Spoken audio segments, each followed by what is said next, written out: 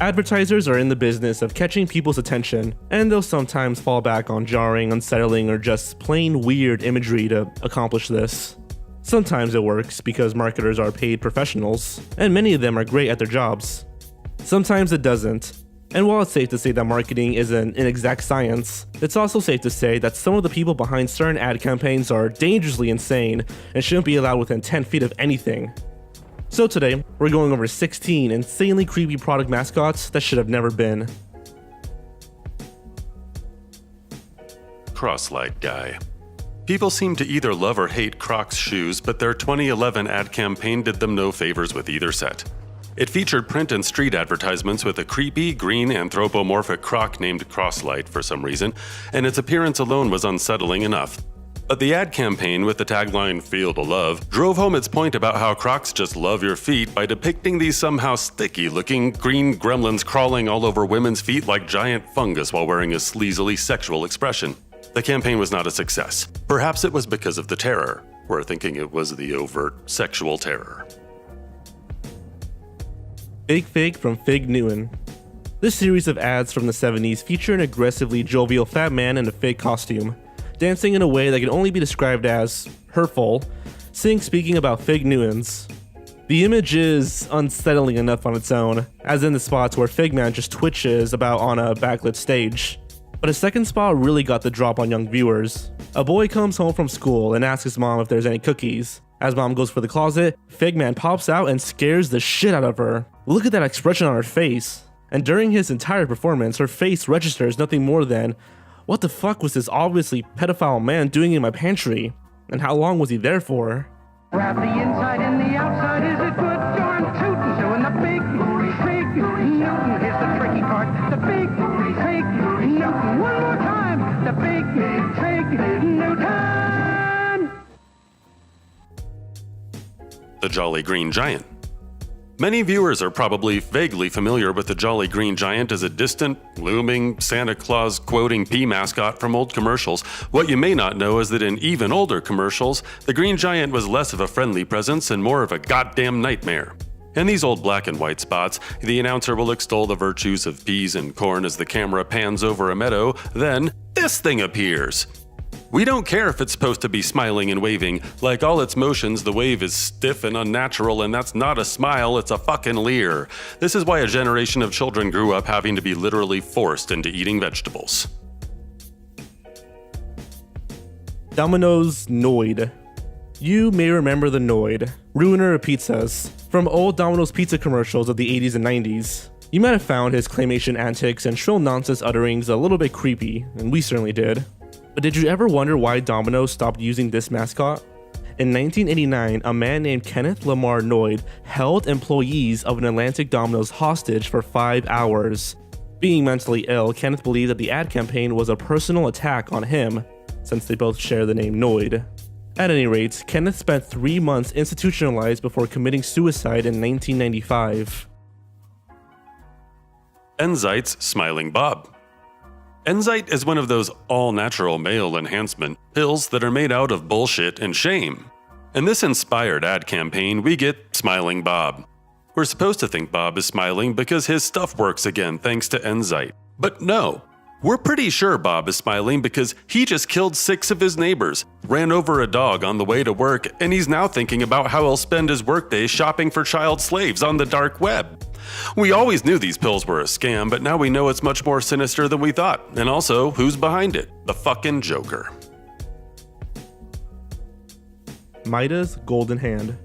Midas Mufflers is named that way because of King Midas' golden touch, which would actually be a good horror show if you think about it. So, some genius ad executive conceived of a recent campaign featuring a floating, talking golden hand. Now, if this apparition appeared to any one of us, not one word would be out of our mouth before we ejected ourselves from the car's windshield and ran away screaming until our hearts exploded. But not these people. They like the creepy floating hand. They love the hand. Why? Because they're on drugs, look at them. They're in some nightmare dystopia where the lawns are trimmed, the floating hands offer wise counsel, and you must take all of the drugs. Grobbleduck of Smith's Chips. This campaign from overseas for Smith's Chips seems like it would have had the opposite of the intended effect. After all, if a stout, ugly little monster with blinding super speed was obsessed with our favorite chips, we'd probably just find another brand. But for 10 years, this freaky little imp called the Grobbleduck harassed and startled consumers out of their Smith's chips while nobody did a damn thing about it. This ad campaign seems like enough to put some people off of potato chips entirely, but it originated from Australia, where they love horrifying things, so it was highly successful. Dairy Queen lips.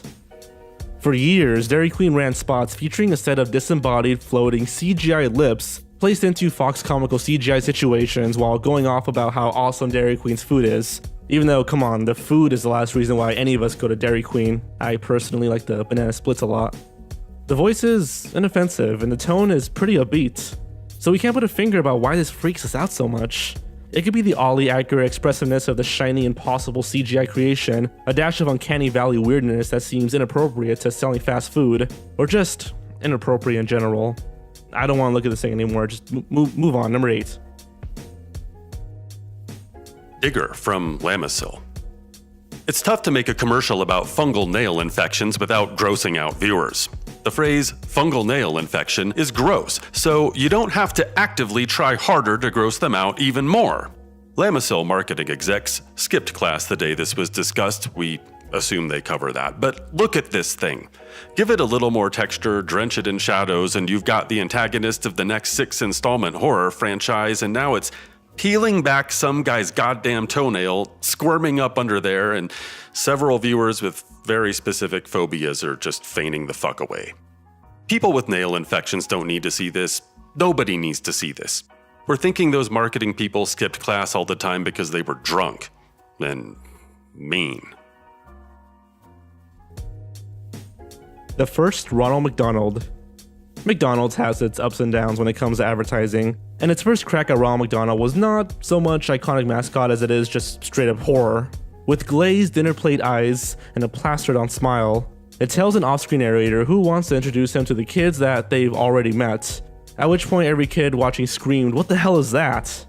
It goes on about McDonald's burgers while stiffly articulating weird alien gestures, ending by threatening young viewers that it wants to, quote-unquote, have lots of fun with them before lurching off across the parking lots and into their nightmares. This incarnation of Ronald McDonald didn't last very long, which we know because the franchise continued to exist. Happy from McDonald's. Hey, them again.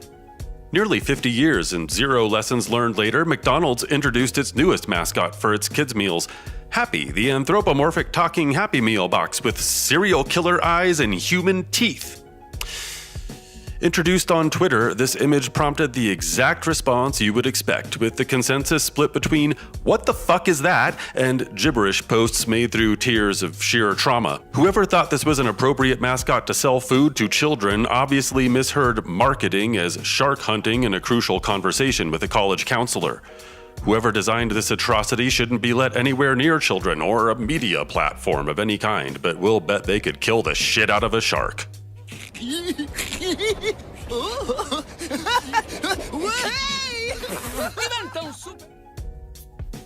The original Michelin Man. The Michelin Man is the oldest creation on this list, debuting in an 1898 cartoon that looks about right, considering the time. And by the way, that translates to, "Cheers, the Michelin tire drinks up obstacles." Nothing wrong here, until somebody had the bright idea to try to bring this mascot to life, to appear at trade shows and the like. The result looked like this. And if this image makes you squirm a little, just imagine what the people in those costumes felt like. They look like restraint-based torture devices. And the concerned looks of the people in the background do nothing to contradict that impression. It's fortunate that the mascot soon became completely animated, or Michelin may have long ago had to shift from making tires to making bondage gear. Quiznos Sponge Monkeys. In 2004, Quiznos subs made me, personally, stop eating their sandwiches forever, and I really like them. Attention grabbing is one thing, edgy and weird is another. Well, 2 more things, but the Sponge Monkey advertising campaign is a full frontal assault on the viewer's sanity. If these awful, shrill, corrupt things that should not be love these subs, which they do, listen. We love these subs! because they are good to us. Then nobody should touch one again as long as they live. They bounce, they float, they pop in and out of existence and won't stop singing about subs in that fucking voice that splinters your soul like Voldemort. This isn't ill-advised or a marketing misfire. This is evil, demonic madness, and whoever created it, we should all just be glad that their plot was apparently foiled and hell hasn't come to reign on Earth for 1,000 years. Crinkles the Clown. In the 1960s, Sugar Rice Crinkle cereal debuted their standard clown mascot, failing to work out a few of the design kinks. For one thing, the clown makeup seems like it was applied by Crinkles the Clown himself, without using a mirror, which is kind of disturbing. For another, those eyes. We're not sure what it is about old-time clown mascots and their psychotic-ass eyes, but it just gets worse as the spot goes on. It's so good, I crinkle every time I eat it. Yeah. We could almost swear that Crinkles is being coerced. Perhaps his family is being held off screen, or there is a gun pointed at his balls, or something definitely just isn't right. The unsettling character was featured on the Sugar Rice Crinkles box as well, but that rendering wasn't nearly as scary. Holy shit. Sorry, we lied, it's way scarier. Lemonhead mascot. Lemonhead candy's great. You probably get some at the movie theater from time to time. It's the kind of thing that hardly even needs to be advertised.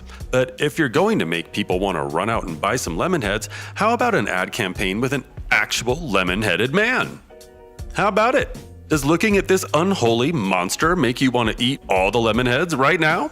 And that's not all. You can follow him on social media. His Twitter bio is, "Hey, my head is a lemon, hit me up." And be subjected to weird and creepy videos and tweets from this soulless thing you already wish you'd never seen. What if Lemonhead was a living, breathing, everyday dude? A living, breathing, everyday dude whose head happens to be a giant freaking lemon. If they had to use this in an advertising campaign, they missed the obvious angle.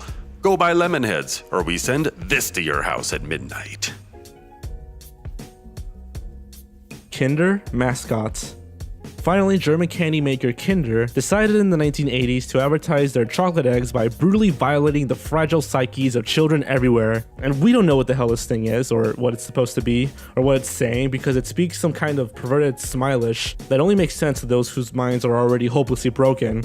But it sure is happy and excited, and you can tell because it's talking louder and faster and higher, and it's getting all worked up. And we're pretty sure that's because it knows you'll never sleep right again, which is probably the only reason for its entire existence. Well, that and to sell chocolate eggs.